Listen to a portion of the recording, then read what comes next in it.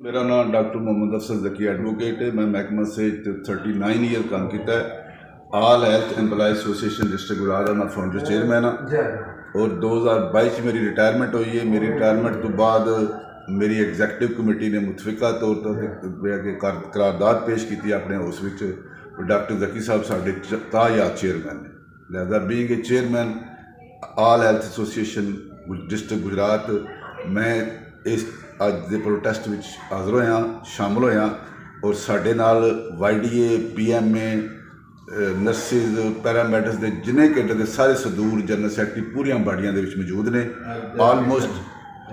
Almost साढ़े नाल कोई आलमोस्ट 7,000 के लगभग साढ़े एम्पलाइज़ ने और मैं मशहूर हाँ कैटेगरीकली एजुकेशन वालों का। साजिद नथ साहब भी अपनी कैबिनेट के नाल साढ़े प्रोटेस्ट शामिल होए ने और मैं समझना अज का जो प्रोटेस्ट है वो शुरुआत सी। अजे तड़ी असी कोई एज सच कोई उस पुरअमन एहतजाज किया है। आइंदा भी पुरअमन एहतजाज करते रहांगे अगर तक साढ़े मुतालबात पूरे ना होए। लेकिन साडा माजी गवाह है असी अज तक गवर्नमेंट नाल उस पासे नहीं आए कि ज्यादती वाला मामला हो। लेकिन गवर्नमेंट अगे मेरी रिक्वेस्ट है कि खुदारा जिहड़े लोगों ने अपनी 25, 30, 35 साल महकमा सेहत नूं या महकमा एजुकेशन नूं दिते ने at the time of retirement उन्होंने जुल्म ना किया जाए, ज्यादती ना की जाए। अगे पेंशन बंद की जा रही सन, उस बाद फिर LPR बंद की जा रही सी, उस बाद कमूड बंद की जा रही सी। हुण टोटली एक नवा कट्टा खोलता गया है कि पूरे बेसिक कैलकुलेटां प्राइवेटाइज करता जाए और सारा स्टाफ फर्क करता जाए, लोगों ने गोल्डन शेक हैंड करता जाए। यह तो कोई तरीकाकार नहीं है। भी मैं गवर्नमेंट ऑफ पंजाब अगे रिक्वेस्ट कराँगा, बल्कि मैं चीफ ऑफ आर्मी साहब अगे रिक्वेस्ट कराँगा, शाह साहब साढ़े थानों तको असी गरीब लोग हाँ।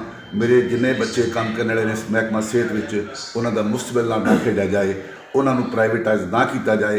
प्राइवेटाइज से साढ़े सरकारी लोगों जमीन समान का फर्क होता है, बल्कि टांगे तो हवाई जहाज़ ना फर्क होता है। मैं गुजारिश कराँगा कि लोगों के मुस्तबिल ना खेड़ा जाए, पेंशना भी दी जाए।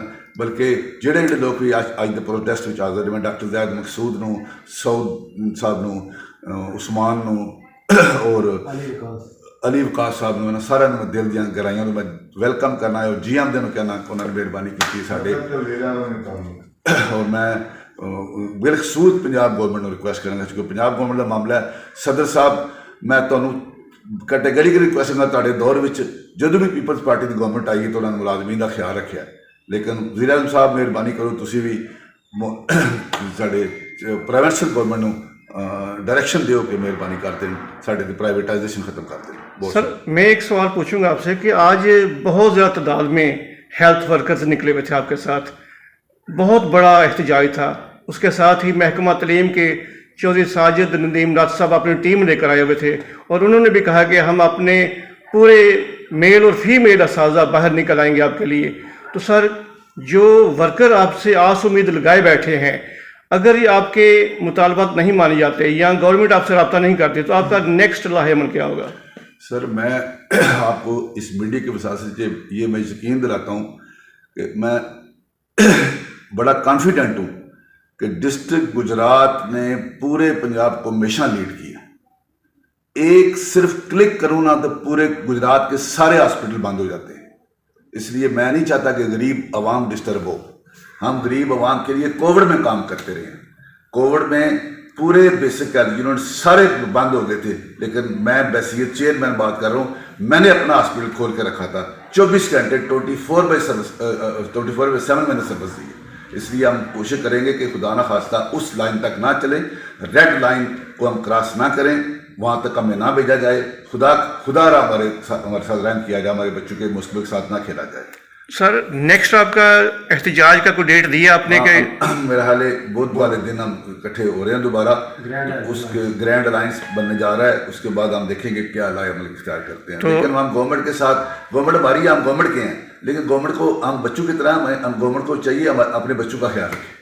तो सर कौन सी जगह पे एहतजाज है नेक्स्ट टाइम आपका? टेक्स्ट यही हमारा कचहरी चौक से हम शुरू करेंगे। इधर आज आपने सिर्फ ये दबाचा पेश किया, अभी लेसन तो पूरे आगे पड़े हुए हैं, अभी तो आपने देखे कुछ नहीं। आज तो हम जैसे शार्ट नोटिस पे इतने लोग निकले हैं, एक टेलीफोन कॉल पे पूरा गुजरात के बच्चे बाहर निकल आएंगे हमारे लिए। ये सिर्फ महकमा सेहत का मसला नहीं है, ये पूरे गुजरात का मसला नहीं है, ये पूरे पंजाब का मसला है, ये पूरे मुल्क का मसला है। اس لیے میں ریکویسٹ کروں گا پنجاب گورنمنٹ سے، ایون میں زیادہ کیٹیگریکلی میں ریکویسٹ کروں چیف آف آرمی اسٹاف سے کہ آپ کی اجازت کے بغیر بندہ سانس بھی نہیں لے سکتا، آکسیجن بھی آپ کی اجازت کے بغیر بندہ نہیں کر سکتا. تو آپ سے ریکویسٹ ہے کہ تھوڑا سا ہمیں شفقت کریں، انہیں ریکویسٹ، انہیں آرڈر دیں، ڈائریکشن دیں کہ ہیلتھ کے ساتھ ظلم نہ کریں. Thank you very much.